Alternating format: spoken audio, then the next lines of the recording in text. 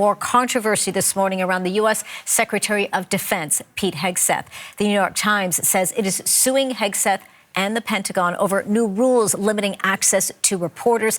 Let's bring in Willie Lowry. He's following the story for us this hour, coming from our Washington bureau. So, Willie, let's talk about this again. An issue we've heard about before, but now, of course, the Times taking action, saying this new policy is unconstitutional.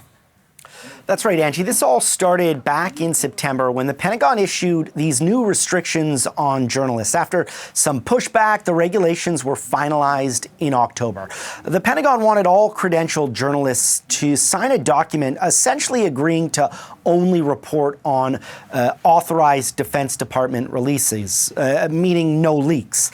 The vast majority of journalists and news organizations covering the Pentagon refused to sign and in somewhat dramatic fashion walked out en masse. They've now been replaced by mostly right-wing organizations and bloggers hand-picked by the Pentagon. And just this week, the Department of Defense held its first press briefing since the new regulations came into effect.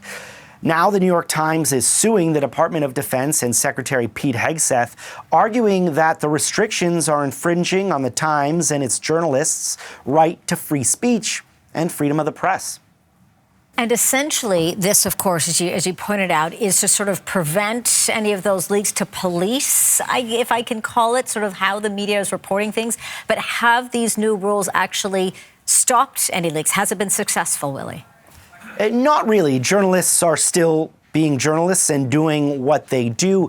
And this lawsuit actually comes at a time when Hegseth and the Pentagon are under scrutiny over their own handling of sensitive information. U.S. media is reporting that a review from the Pentagon's Inspector General found that Secretary Hegseth risked the safety of U.S. troops when he communicated via the messaging app Signal about upcoming U.S. strikes on Houthi rebels in Yemen. Back in March, a journalist from The Atlantic had accidentally been added to the messaging chain.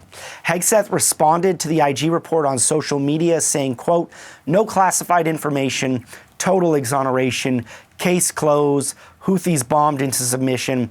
Thank you for your attention to this report." Now, there is also controversy brewing over the Trump administration's launch of more than 20 strikes on alleged drug boats in the Caribbean that have killed roughly 80 people.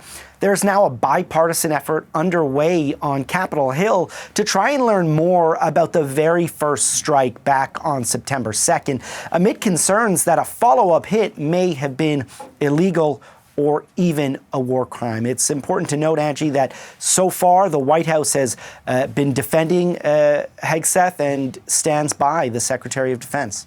Willie, appreciate the update on this. Thank you for this.